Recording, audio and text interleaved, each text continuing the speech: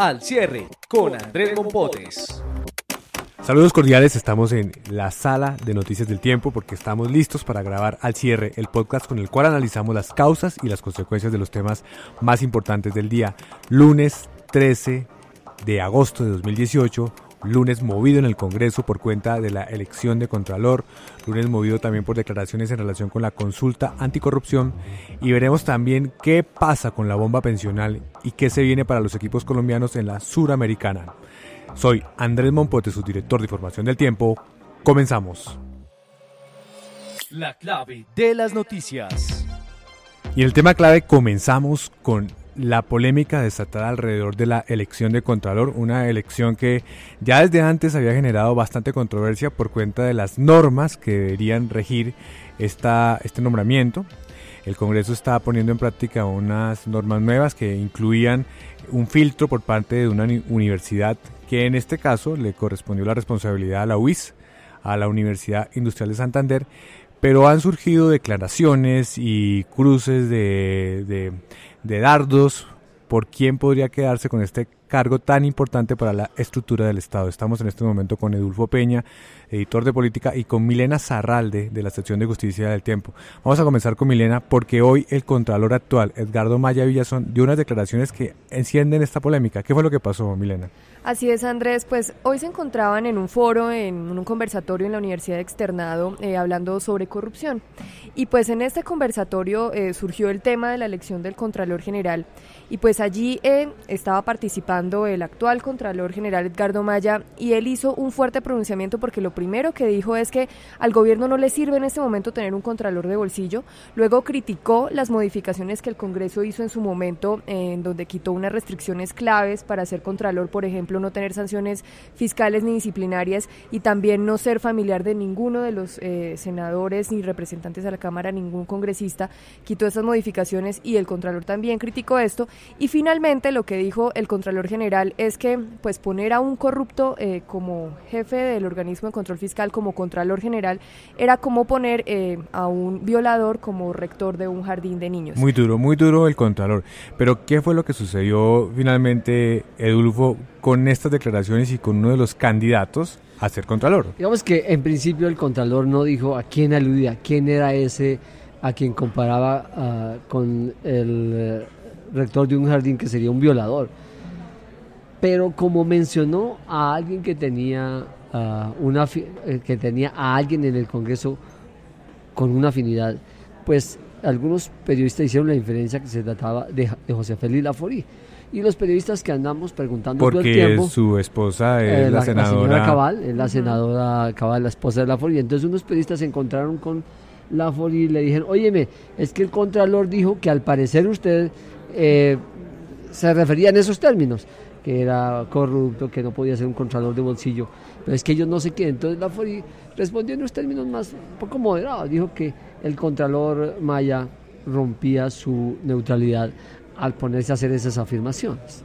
Pero digamos que fue muy moderada la respuesta de Laforí comparada con la manera durísima con la que el Contralor... Pero entonces usted quiere decir que se dio por aludido. Sí, digamos que los periodistas le preguntaron y él se dio por lo aludido. Presionaron. Sí, los periodistas le dijeron: doctor Laforí, es que el Contralor acaba de decir que usted... Entonces él sin tener todo el antecedente respondió y se notificó, y al fin terminamos entendiendo que Maya se referiera a Laforí, que probablemente pueda ser el Contralor, además, ¿no? Es un candidato muy fuerte. Uno de los fijos, porque en este momento, con una novedad de última hora, Andrés, la elección de Contralor que debía hacerse el jueves se trasladó para el sábado, cosa que nunca ocurre porque hay una norma constitucional que le pone fecha. No se podía hacer el jueves porque rompía unos tiempos jurídicamente y se podría viciar de legalidad, pero no se puede hacer después del lunes porque la Constitución establece la fecha, entonces toca hacerla el sábado. Entonces eso ahora un poquito, todavía están terminando ahorita las audiencias, los 59, esta noche deben quedar 10 candidatos finalistas para que el Senado y la Cámara en pleno, en una misma reunión, se haga la elección. Yo les pregunto a ambos, ¿por qué este momento de la elección es tan crucial? ¿Qué es lo que hay detrás de ese nombramiento? Claro, digamos, la Contraloría es un cargo muy apetecido, la Contraloría es un cargo que tiene, digamos, una planta de más de 4.000 funcionarios, y hoy el Contralor el Contralor Edgardo Maya mencionaba en este foro contra la corrupción un poco que hay más de 160 cargos de libre nombramiento y remoción, y él decía que se les debía hacer agua o pantano la boca a personas que estaban interesadas en llegar a este organismo. Claramente, además pues de la posibilidad de elegir a personas en estos cargos, pues también este es un organismo clave en la lucha contra la corrupción, precisamente porque es quien lleva las investigaciones contra todas las instituciones públicas en el manejo de recursos del erario. Entonces, pues claramente es muy importante la persona que llegue a este cargo. Y hay que agregar algo, Andrés, y es que de lo que nos decía Adulfo, el presidente de la Red de Veedurías Ciudadanas, Pablo Bustos, demandó estos cambios en la elección del Contralor, y él sí dijo con nombre propio que esos cambios se habían hecho para que José Félix Laforí pues pudiera estar dentro de este concurso. Andrés pregunta que por qué tan importante y por qué tanta laraca alrededor de la elección del Contralor. La elección del Contralor es un cargo importante, pero de doble filo. El Contralor es un cargo que maneja muchos recursos, controla todo el presupuesto, imagínate, controla el manejo de todos los recursos de todo el Estado, se puede meter en todo el Estado, entonces es un poder muy grande, pero de doble filo. ¿Por qué? Hay que recordar que 5 contralores, Andrés, 5 contralores salieron directo de su despacho para la cárcel en este país, comenzando por un señor que llamó Julio Enrique Escayón Ordóñez, al finalizar el gobierno, creo que de Misael Pastrana, que huyó después de cometer, al parecer, y una racha también cuando el proceso 8000 muy 5 contralores negativa todos para el para país, la cárcel. así es. Ahorita se ha arreglado un poquito, de manera que pero Adulfo, el tema también puede estar relacionado con el hecho de que el poder que concentra la figura del Contralor y su relación con alguna tendencia política puede generar esa puja, porque me imagino yo, y esto es una posibilidad, que los que vienen del gobierno de Santos les preocuparía que el Contralor quedara en manos del Centro Democrático, y en ese caso lo que tiene que ver con el manejo del control fiscal que se hace a posterior, o sea que este Contralor que viene va a hacer la revisión de todo lo que se hizo en los años pasados, va a tener ese tipo de circunstancia adicional. No sabemos quién va a ser el Contralor General de la República, hoy no sabemos, pero probablemente sea el más afín al Centro Democrático, probablemente sea Laforí, y obviamente pues un gobierno con un Contralor, como dijo Maya, de bolsillo, pues no le conviene, pero tampoco es que sea así riguroso, Andrés. Hay sectores del Centro Democrático que al parecer no están con Laforí, porque es que también en el Centro Democrático hay unas divisiones, y Laforí representa unos sectores, ya podríamos llamarlos conservadores, que no siempre estuvieron del lado de Duque. Entonces también dicen, yo no tengo la declaración firmada ni juramentada por nadie, pero como que hay sectores que no les gusta que sea Laforí, entonces no sabemos finalmente cómo sea el desenlace el próximo sábado. Una anécdota, Andrés. ¿Cuál? En 1982 se enfrentaron, creo que fue en el 82, se enfrentaron Rodolfo González con Jaime Castro por la Contraloría General de la República. No hubo acuerdo político, se fueron voto a voto en las plenarias de Congreso, que eran 266, y Rodolfo le ganó a Jaime Castro por un voto. Era Rodolfo 88, Jaime Castro 87, y así hasta 260, y le ganó por un voto. Entonces uno no sabe qué va a pasar. Desde ese momento era un cargo muy peleado. Claro, Milena, Adulfo, muchas gracias. La cifra del día. Y en la cifra del día les vamos a hablar del debate por la bomba pensional. El dato es 1,3 billones de pesos lo que hay de hueco este año 2018 en Colpensiones, porque el debate está sobre la mesa. El debate sobre cómo vamos a garantizar que los colombianos se pensionen ante este déficit y ante la imposibilidad de que todos aporten y aporten de una manera constante. Estamos con Omar Ahumada, su editor de Económicas del Tiempo. Omar, ¿por qué estamos tocando este tema en este momento? En este momento lo estamos tocando por dos factores. Una de las preocupaciones del gobierno y de las imperiosas necesidades es abordar una reforma pensional por fin, un tema que no se tocó en los últimos 8 años y que pasó, digamos, como un poco al margen de toda la discusión política de la paz y todos los proyectos que impulsó el anterior gobierno, y ahora analistas como ANIF y Asofondos gremio de las administradoras de fondos de pensiones, están diciendo que es hora de abordar el tema. El gobierno reconoce y el ministro Carrasquilla, el de Hacienda, ha dicho que es uno de sus proyectos 3 estrellas, o sea, ellos los han marcado como las prioridades es tributaria y pensiones. Ese es en el 5 tema estrellas. Ambos son 3 estrellas como los define el ministro. ¿Por qué? Porque como dice usted, hay una bomba pensional, y no es solo una bomba pensional por plata, sino también una bomba social. Y lo explico a continuación. Hoy en día se destinan faltan 1,8 billones de pesos para cubrir las pensiones. Las cotizaciones no alcanzan en el tema de Colpensiones. Pero eso se puede crecer mucho porque si siguen los subsidios, sigue dándose muchas inequidades. Pero adicionalmente hay una bomba social porque si no hay reforma, según dicen estos dos gremios, ANIF y Fondos, es que hoy en día hay unos... digamos el 50% de los mayores de 60 años no tienen nada, ni pensión, ni subsidio, ni nada, y ese porcentaje puede llegar al 67% en unos 3 décadas, más de 3 décadas aproximadamente. En números quiere decir que se triplicaría en estos años las personas que quedan desprotegidas de la pensión, los mayores de 60. Llegarían en el 2055 a más de 9,4 millones de personas. Si no se hace nada, y es lo que están advirtiendo, y es el debate que también ha puesto El Tiempo con un especial que circuló hoy y que circula mañana, donde se miran las cifras gruesas. Hoy fue la primera entrega, mañana van con la segunda. Mañana vamos con la segunda, donde básicamente decimos que quienes hoy están entre 23 y 42 años, si no se hace nada, el 66% de esa población no tendría pensión en esos años. Muy grave. Lo que quiere decir que vamos para una reforma. Lo que no sabemos es qué tipo de reforma y cuándo. Porque en esta primera fase de entrega de proyectos del gobierno Duque no apareció la reforma pensional, lo que apareció fue la reforma tributaria, supongo yo, para no generarle un camino tortuoso a la primera. Claro, es un debate político que va a ser muy álgido en el Congreso. Primero porque el gobierno ya lo ha dicho que no es partidario de tocar la edad, pero hay que mirar de qué manera se redistribuyen cargas. Analistas dicen, bueno, está bien que usted financie las pensiones, pero no lo haga con los más ricos.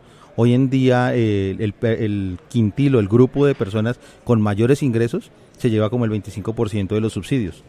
Y mientras tanto hay unas poblaciones adultas, unos adultos mayores que no reciben nada. Estas inequidades, el tema de la formalidad laboral, hoy en día es una de las preocupaciones del gobierno porque mientras la gente no esté vinculada formalmente, se va de mucho el aporte a pensión. Y muchos independientes hoy en día, y mañana llevamos testimonios en el especial sobre eso, reconocen que nunca se preocuparon, nunca les... Hasta que llegó el momento, nunca creyeron que se iban a pensionar. O que iban a envejecer. Exacto. Y en ese momento dijeron, no, yo para qué le regalo plata al gobierno, pero hoy en día están recibiendo bonos pensionales que no les alcanzan, que les toca tratar de meterlos en alguna inversión que les permita dar su sustento en los próximos años de su vejez. Muy complicado, pero ese es el tema, lo leeremos mañana. Omar, muchas gracias. Con mucho gusto. Lo más leído en eltiempo.com. Y en lo más leído volvemos a la política porque tiene que ver con una declaración del presidente del Senado, Ernesto Macías, en relación con uno de los puntos de la consulta anticorrupción, y es lo que tiene que ver también con la posibilidad de reducirle los sueldos a los congresistas. El presidente del Senado ha dicho que no está de acuerdo con esa posibilidad y que su función en ese cargo es precisamente defender el sueldo y la majestad de los congresistas. Estamos con Jorge Meléndez, su editor de política del Tiempo. Jorge, ¿cuáles son los argumentos de Macías en esta polémica? No, yo comienzo por algo fundamental. A nadie le va a gustar que le bajen su sueldo, independientemente de que gánese lo que se gane. Pero además los argumentos que esgrime de todas maneras el senador Macías, pues tienen algunos fundamentos como los gastos que tienen que hacer los congresistas. A ver, ¿usted ha visto, señor Mompotes, a alguien que se le arrime un congresista que no sea pedirle algo? Todo el mundo les llega a pedirle algo. ¿Sí? Todo el mundo va a buscarlos, que si le dan, que si les colabora, que si la hoja de vida, que si les lleva. Entonces, digamos, de alguna manera, y es parte de su oficio, al presidente del Senado lo escogen es para que defienda a los senadores. Entonces sí, me parece obvio. Pero la discusión está, y ese ha sido el punto que promueven quienes están sacando adelante la consulta anticorrupción, la excongresista Claudia López, la congresista Angélica Lozano, diciendo que el sueldo que se ganan es demasiado alto en relación con el promedio de los sueldos de los colombianos y que podrían hacer un buen trabajo sin tener que llegar a esa cantidad de ingreso mensual. Pues sí, no, obvio, tiene un sueldo alto, pero yo digo, ¿y qué tiene que ver un sueldo alto con la corrupción? Yo me pregunto, no veo cuál es la esencia. Claro, que ganan harto, sí, eso también es cierto. Pero los políticos en términos generales también viven 7x24, ¿no? Los veo usted a toda hora que están trabajando, están buscando. Y yo les digo, a ver, salgan a buscar 50 votos a ver si los consiguen en la esquina. Eso tampoco es tan fácil, eso requiere, y mucho eso pues toca con cariñito, y el cariñito es aquí, está la fórmula, eso toca así. A ver, y que hablemos ahora de la consecuencia de esta declaración. Es una demostración más de que el Centro Democrático no le va a apostar a la consulta después de que había dicho hace varios meses que estaba de acuerdo con este mecanismo de participación ciudadana. Bueno, lo que pasa es que la consulta, acuerden que usted puede votar por unos puntos y decir que sí, y eventualmente por otro. Insisto, y ninguno va a votar porque le bajen el sueldo. Eso me parece que yo veo muy difícil. Habrá casos, por supuesto, en el Congreso que vayan y voten y digan, sí, bájenme mi sueldo. Pero la gran mayoría, pues obviamente ese punto estoy convencido de que no lo va a votar. Aprovechemos y hacemos un poco de pedagogía. Uno puede ir a votar por cualquiera de los puntos. Claro, sí señor, por cualquiera de las preguntas. Pero igual se necesitan 12 millones de votos. En general. A favor de uno de esos puntos para que sea aprobado. ¿Cómo es al final el mecanismo que garantiza que la consulta sea aprobada? Primero que vayan ese día a las urnas más de 12 millones de personas. Y reclamen ese tarjetón. Ese día es el 26 de agosto. El 26 domingo, de agosto, el es. domingo 26 de agosto, sí señor. La gente va allá, reclama y dentro de las preguntas usted marca y decide. Y ahí sí es a voto limpio, las que ganan, ganan. Lo importante es que vayan más de 12 millones de personas. Es decir, con el solo hecho de que usted vaya, ya eso lo contabiliza. Entonces, si usted está a favor de esa consulta, vaya y marque. Si definitivamente no le gusta, no vaya, no reclame el tarjetón.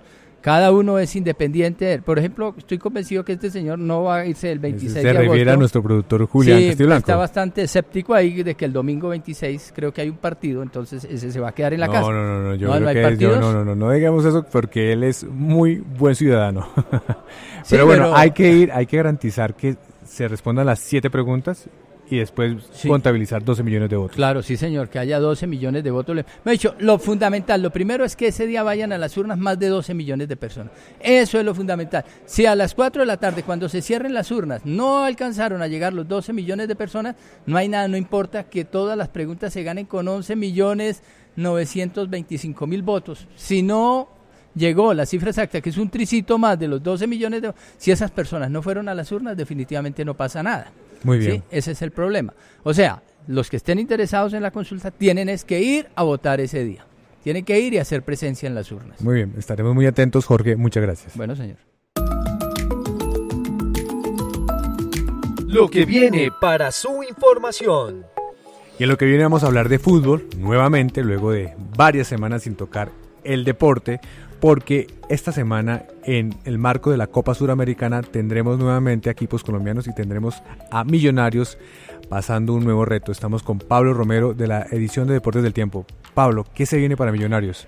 Bueno, importante esta semana lo que se viene para Millonarios porque va a jugar un partido muy importante, trascendental. Se juega su paso a octavos de final de la Copa Suramericana. Va a enfrentar en el Campina General Díaz de Paraguay.